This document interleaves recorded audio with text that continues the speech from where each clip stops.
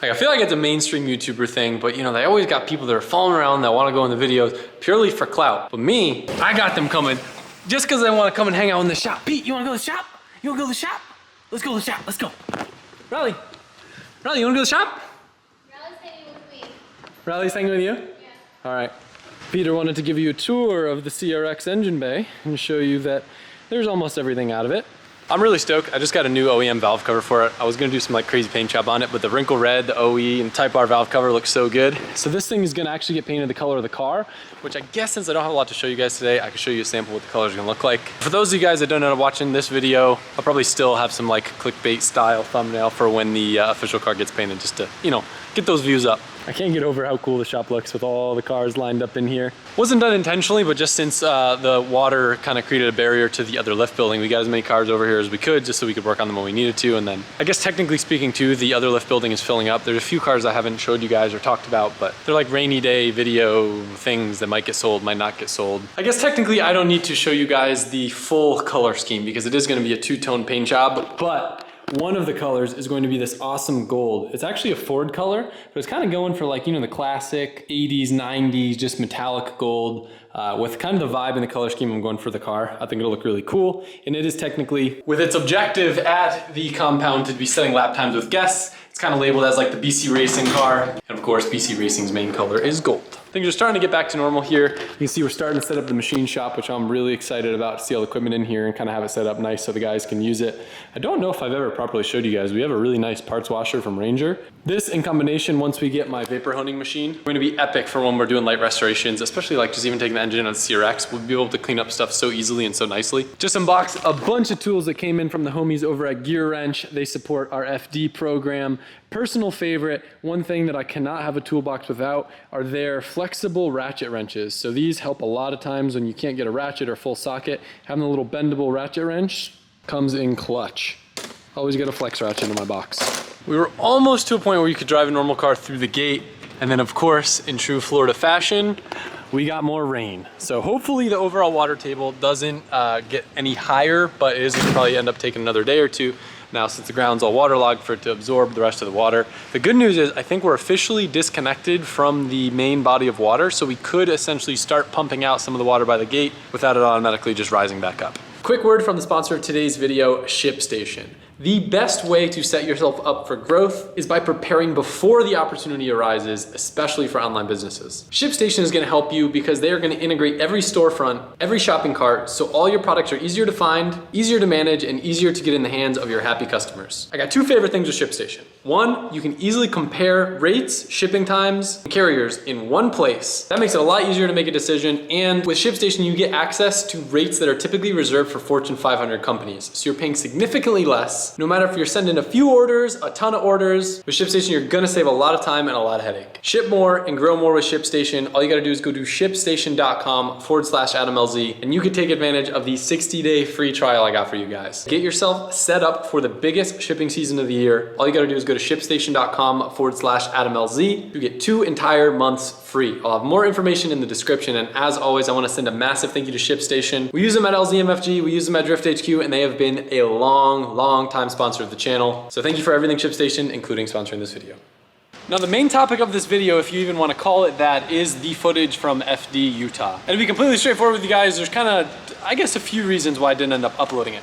One, I just kind of slept, didn't make the request to get the footage from the RTR team early enough, so I didn't have the footage to edit on the plane ride back home, which is usually when I would do the editing. And then I forget what content I jumped into. I don't remember if it was right into the Porsche weekend when we had the crash or what was going on. But once I had the footage, it just didn't really live or fit right in any of the videos, whether it be the Porsche crash, the flooding updates. And to be completely honest, I didn't even think it would like live well in this video if it wasn't for the fact that the rain kind of ruined my plans of doing a little skate park thing today. Combined with the fact that I'm leaving for the last FD round of the year, which has me heading to Irwindale, California early in the morning and has my time limited here in the shop. Also worthy mention that like I wasn't entirely happy with how FD Utah went down. But I've got the footage in here, some brief vlog clips that I filmed at the event, and I'll try to ad lib and fill in the between the lines to the storyline so that everything makes sense for you guys. Oh, and also last shameless plug, if you want to win the NSX and $20,000 cash, you get entered for a chance to win by spending $5 on lzmfg.com. We get a bunch of awesome stuff, clothing, not clothing, car parts, accessories. Go have a look on the site, you might find something you love. One of my personal favorites would be our sweet metric bolt kits that come equipped with beautiful gold zinc flanged hardware, zip ties, and a set of flush cuts that are missing from this kit because I probably took them out and left them somewhere. First ever FD event in Salt Lake City, Utah. It is so beautiful here. Look at the scenery.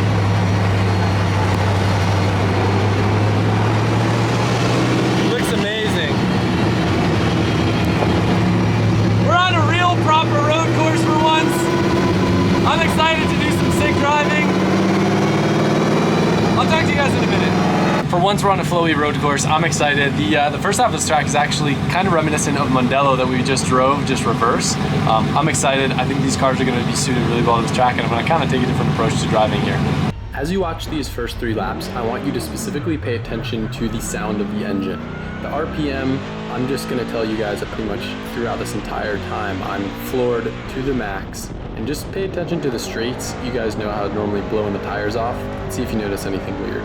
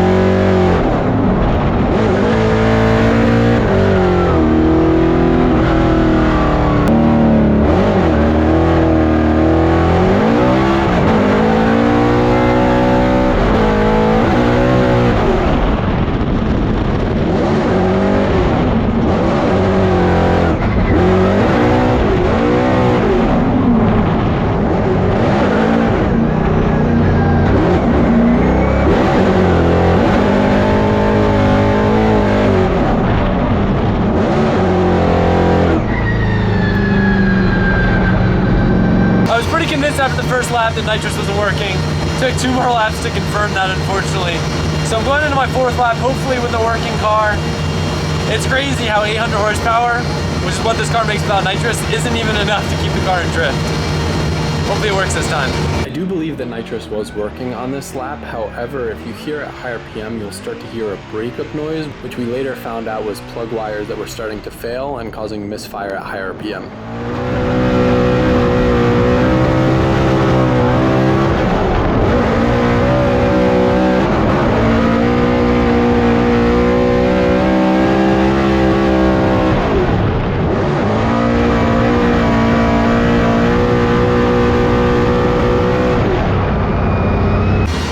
There's a big oil down on track, so it's looking like with what's left, I'm gonna get 1 practice lap going into qualifying.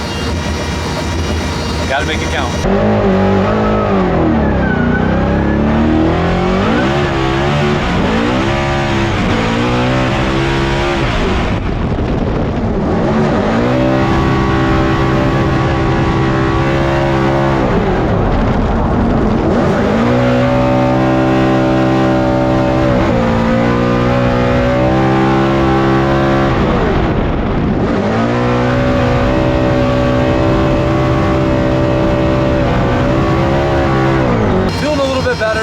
The car needs a little more wheel speed, but we've got it too gripped up to take it, so we're adding a little bit of pressure to the rear, and hopefully I'll be able to stay in drift and get it into the zones the way that I want to. As right now the car is real tight and either needs more power or less grip, and we're all in on power, so less grip it is.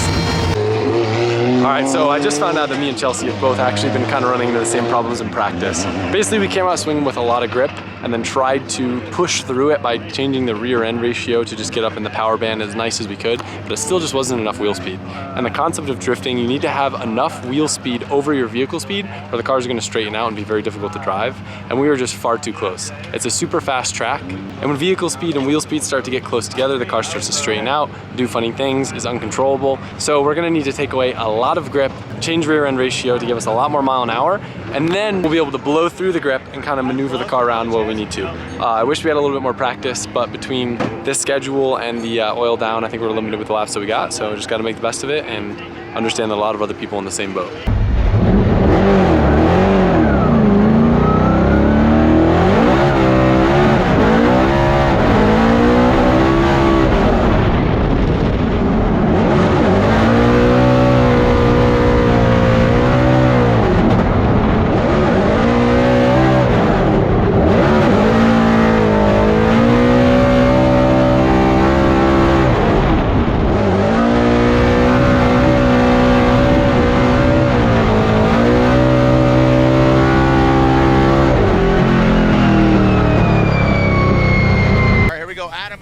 Rocking that Mustang RTR Spec 5. He had some high speeds in practice. Did he? 102, 103. Ew, this track could favor him. You know, Adam LZ, here he is running, currently sitting 26. Would love to see some big things from Adam LZ, one of the most popular drivers in the Formula Drift Championship. Let's open her up. Come on, hammer down, Adam LZ. Pass that inside clip. And now coming out last outside zone. Speaking of zone, the auto zone, Pennzoil Type S, Optimal Batteries, NGK, RTR, ready to rock. Had the pleasure of announcing the all-new 7th generation Ford Mustang last night. Bonkin Jr. was there. I just got a text from him. Ooh, misses that outside zone. Yeah, and the inside clip as well. He initiated at 103 miles per hour, but the speed didn't translate into accurate driving throughout the course. You can see that he made multiple mistakes on line, a couple of angle issues through there as well. So not going to be the highest score here, although that was one of the highest speeds we've seen. So you can see right there, lazy transition to outside zone number 2. Low angle there, a lot of left foot braking to try to get the car to rotate as he comes to inside clip number 2. And on, I would say, not really the right angle. You can see a lot of movement in the car there. Do you see that? So the style judge will definitely be looking at that as well as the angle judge. So there will be some deductions here, unfortunately for Adam LZ. Are you looking at style judge? Brian's a style judge. I know he is. Oh, okay. How are we doing up there? We good? Everything okay? You! How are we doing? It's a hot one out here, but it's warm and the track is even warmer. I'm Jared Deanna. This is Ryan Lontaine. There are judges, and here's the score. That's an 8-0. That is an 80. He is flirting with it. Qualifying lap, the car was still pretty tight. It was definitely better than it was in practice, but all my corrections definitely weighed heavily against my score. I wasn't able to fill the zones properly. Let's just say 50% driver not really nailing the track yet, 50% a little bit too tight of a setup. But the engine and the car were working great. The guys had been working so hard. There were a lot of issues in practice between my car, Chelsea's car. Probably one of the most hectic practices of the entire year, and I'm super thankful that they got me out for every lap I could have taken. With the way that qualifying works, because I scored in the bottom 8 drivers, you get to go again for what they call the knockout run. And in that run, you're basically given a second opportunity to score higher, and they'll take the highest of your 2 scores, and depending on how many people are in the entire field, a portion of those bottom 8 drivers will get to advance.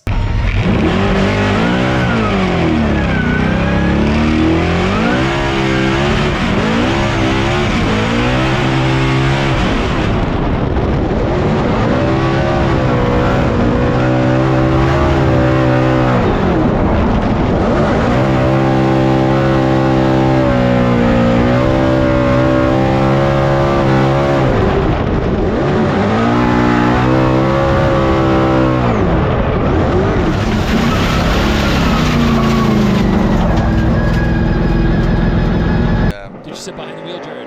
I did not. I'm curious what that whole... They have a flat bottom. They have oh, the curve is sick. They have a just flat like bottom steering wheel. dashes All right, here we go. straight. Speaking of flat, let's talk 100 about miles an flat tires. We're bringing it on in. Triple digits here from Adam LZ. A lot of people excited, wanted to see him in to our top 32. Oh, look at that, pulling that front right off. Looking way more settled than he was in that first run. Oh, no! That was 3 off, potentially 4 at the finish line. Flirting with disaster. flirting with disaster, Adam LZ. Let's go and make sure that we got that shot overhead, because if he has 3 off, that's an incomplete. Is it chaseable? Again, chaseable. Take that in mind. Yeah, so looking here at the line he's running, dropped a tire there at outside zone number 2. Nice line through inside clip number 2, but this is where it's going to fall apart for him as he comes into outside zone number 3. You can see that right rear drops in and then all the way to the, Oh boy. That was minimum 3, potentially 4 tires off, so that'll be an incomplete for Adam LZ. And on his first run, what was the score? 80. So he sits on an 80.